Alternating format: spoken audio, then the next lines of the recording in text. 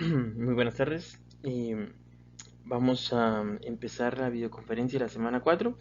Este es un tema que pretendo darlo de una forma separada para profundizar un poco más sobre una de las propiedades que a mi parecer son una de las más importantes cuando hablamos nosotros de la mecánica de fluidos y específicamente en la hidrodinámica. Vamos a profundizar un poco en lo que es la viscosidad. Esta propiedad definitivamente es intrínseca cuando hablamos de fluidos, ya sean líquidos o gaseosos, y de la importancia que tiene esta a la hora de que nosotros debemos interactuar con fluidos, en donde muchas veces la viscosidad es predominante sobre la mayoría de los cálculos que debemos ejercer, ya sea para poder desarrollar un proyecto en donde tengamos nosotros que utilizar cualquier tipo de fluido. Muy bien, nosotros sabemos que la viscosidad son todas aquellas fuerzas que se van a oponer al movimiento del fluir de cualquiera uno de los fluidos, ya sean tanto líquidos como gaseosos. Lo que queremos conocer nosotros ahora es un poco cómo podemos obtener nosotros o de dónde se deriva la viscosidad, cuál es la interpretación y cuál es la función que tiene esta dentro de la mecánica de fluidos, que es el interés que tenemos nosotros. Volvemos nosotros a lo que es las dos placas, una móvil y una fija, y pues aplicamos nosotros una fuerza sobre la placa móvil, la cual me dice, según la ley experimental descubierta por Newton, que esta fuerza que yo aplico en la placa superior, que es la móvil, va a estar en función de tres variables. Una, de la superficie de la placa que está en movimiento, al gradiente de velocidad que va a tener cada una de las líneas de corriente que van a formar ese fluido, y de un coeficiente que le vamos a denominar viscosidad absoluta. Esta fuerza, que es la que necesito encontrar, va a ser igual al área de la placa de movimiento por la viscosidad absoluta de ese fluido. Eso significa que yo voy a tener un valor específico para cada fluido multiplicado por el gradiente de velocidad. Ahora, yo sé que esfuerzo es igual a una fuerza partido área. Aplico este principio y encuentro yo que el esfuerzo de corte o el esfuerzo tangencial que se está generando sobre este fluido, que es el que lo hace deformarse constantemente, va a ser igual a la viscosidad absoluta o dinámica de ese fluido por el gradiente de la velocidad. Es así como yo llego a determinar cómo o en función de qué está el esfuerzo unitario de corte que estoy aplicando sobre un fluido. Ahora bien, este esfuerzo de corte y la fórmula que acabamos de encontrar solo se va a cumplir con todos aquellos fluidos que le denominamos newtonianos. ¿Por qué? Porque este gradiente de velocidad va a ser constante a lo largo de todo el espesor de la capa del fluido. O lo que es lo mismo decir que si yo grafico me va a dar una distribución totalmente lineal respecto a la velocidad y me va a generar una línea recta, la cual su pendiente va a ser exactamente igual al valor que deseo encontrar, que es el de la viscosidad absoluta o viscosidad dinámica. Muy bien, la ecuación que acabamos de encontrar solo la podemos utilizar para encontrar la viscosidad en el caso de los fluidos newtonianos. ¿A razón de qué? Debido a que el esfuerzo cortante que vamos a aplicar sobre el fluido me va a producir a mí una deformación constante, y derivado de esa deformación constante provocará que las líneas de velocidades tengan una distribución totalmente lineal, como podemos ver aquí en la gráfica. Ahora, si yo tengo una línea de velocidad totalmente lineal, yo puedo encontrar cuál es su pendiente. Y esa pendiente es el valor de la viscosidad. Ahora bien, Yo no puedo utilizar esta ecuación para fluidos no newtonianos porque su comportamiento es totalmente distinto. Llámese las grasas, llámese metales líquidos, los plásticos, no tienen este comportamiento, por ejemplo, como el agua, como el aire, que son fluidos newtonianos. Sobre eso sí puedo aplicar esta fórmula. Ok, también tenemos que hablar nosotros de la viscosidad y también algunos valores que ésta tiene. Por ejemplo, cuando hablamos nosotros de un mismo fluido, vamos a decir de que la viscosidad va a ser constante. ¿Por qué? Porque cada fluido va a tener una viscosidad totalmente distinta. Si nosotros aplicamos una fuerza, por muy pequeña que sea, siempre va a producir un gradiente de velocidad sobre el fluido. ¿Por qué? Porque obviamente un fluido no va a ofrecer una resistencia a la deformación de este esfuerzo, por muy pequeño que sea. O sea, es una de las características que lo distinguen inicialmente entre un fluido y un sólido, que siempre vamos a obtener nosotros un gradiente de velocidad. En los sólidos, la densidad decimos que tiende al infinito. ¿Por qué?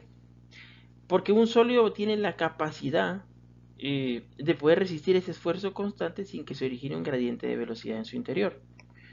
Caso contrario, cuando hablamos de un líquido, pues obviamente este gradiente de velocidad, por muy pequeña que sea la fuerza, se va a dar.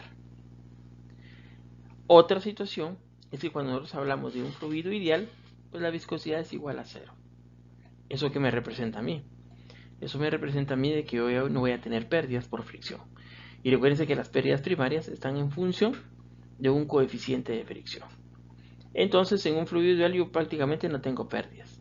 Estamos hablando de un fluido ideal, que nos va a servir a nosotros en caso de estudio y de ensayo, para tener una aproximación de la realidad. Y conforme nosotros vayamos metiendo valores, o en este caso variables esenciales, como un coeficiente de fricción, para poder calcular pérdidas primarias, o también empiezo a tomar en cuenta como desprendimiento de la capa límite para obtener pérdidas secundarias, puedo obtener también pérdidas mecánicas o volumétricas, yo voy a empezar a tener un valor más próximo a la realidad. Y en un fluido real, definitivamente siempre vamos a tener un valor para la viscosidad, que definitivamente tiene que ser distinto de cero, si no estaríamos hablando de un fluido ideal. Y otro dato es que cuando mayor sea mi viscosidad, mayor va a ser la fuerza necesaria para poder mover el fluido. Eso significa de que yo debo de también conocer el comportamiento que debe tener la viscosidad, porque la viscosidad también está sujeta a condiciones de temperatura principalmente, lo cual yo debo de considerarlo para efectos de diseño y para efectos de cálculo de potencia a la hora de un sistema para bombear un fluido en específico. Ahora bien, vamos a hablar de la viscosidad cinemática. La viscosidad cinemática se deriva porque en la parte de la hidrodinámica ya necesitamos nosotros ver la relación que existe entre la densidad del fluido y la viscosidad dinámica que puede tener el mismo fluido. Entonces la viscosidad cinemática simplemente es la relación de la viscosidad absoluta partido de la densidad. Ahora, ¿de qué me sirve esto a mí? A mí me sirve porque yo necesito ya ver cómo es que intervienen tanto las fuerzas debido a la viscosidad como las fuerzas de inercia. Y se recuerda, nosotros también pues ya vimos y estudiamos, investigamos, mejor dicho, lo que era el número de Reynolds. Y el número de Reynolds pues lo que hace es la relación entre las fuerzas viscosas y las fuerzas inerciales del fluido. Ahora, cuando nosotros hablamos de hidrodinámica, pues definitivamente es cuando yo voy a utilizar la viscosidad cinemática. Y como pueden ver aquí en las tablas, pues obviamente hay viscosidades para algunos líquidos industriales, como la gasolina, el agua dulce, el alcohol, el mercurio, el petróleo. Y definitivamente esta viscosidad va a interactuar con otras variables que pueden ser la presión y la temperatura. Cuando nos vamos a hablar nosotros de la viscosidad dinámica, esta varía mucho con la temperatura, aumentando con la temperatura en los gases y disminuyendo en el caso de los líquidos. Por ejemplo, si yo tengo un petróleo, cuando sube la temperatura, pues obviamente es más fácil bombearlo. Cuando baja la temperatura, es mucho más complicado bombearlo. Y si hablamos como la parte investigativa que hicimos en la primera semana, que era el asfalto, si se dan cuenta, yo necesito tener a cierta temperatura el producto para que fluya. Caso contrario, se solidifica. Ahora, pero si ustedes se dan cuenta, en la viscosidad dinámica, varía la temperatura para arriba y para abajo, es totalmente independiente de la presión.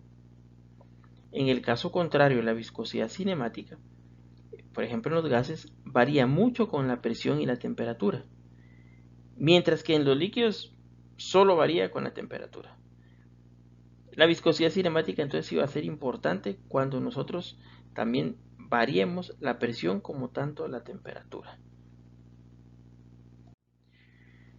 Y para ello, lo que obtenemos aquí es un ejemplo de que tanto la viscosidad cinemática como la viscosidad dinámica pues tienen sus variaciones. En el ejemplo de que tengamos nosotros bajo las mismas condiciones de 20 grados centígrados a un bar, básicamente aproximadamente es la presión atmosférica, pues lo interesante de observar es que la viscosidad cinemática del aire a 20 grados centígrados y a un bar es aproximadamente 15 veces superior a la del agua, aunque la viscosidad dinámica del aire en el mismo estado es más de 55 veces inferior a la del agua.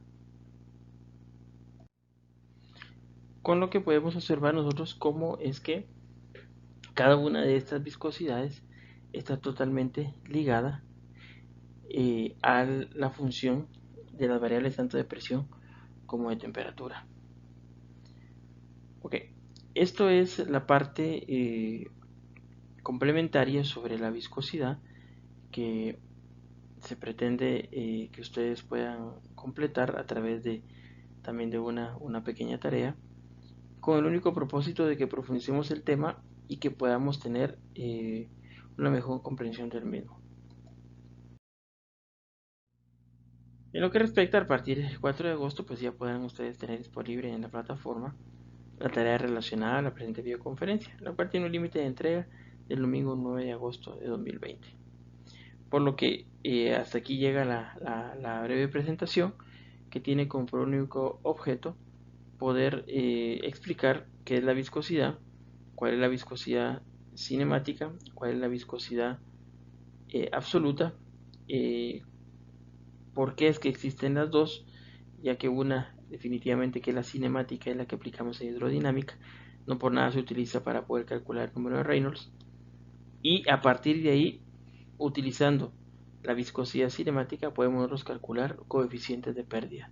Y esos coeficientes de pérdida que están relacionados con la fricción, que son pérdidas primarias, me van a poder servir a mí para poder determinar pérdidas de carga o cantidad de energía que tiene que estar contemplada dentro de mi diseño para que cuando yo implemente un sistema, pues obviamente cumpla con su objetivo de poder hacer fluir una cantidad de fluido de un punto a otro en las condiciones de consumo que yo las requiera. No me queda más. Gracias por este momento y espero que nos podamos ver nosotros en el transcurso de la semana de forma sincrónica con las diferentes interacciones que tendremos de aquí en adelante. Muchas gracias.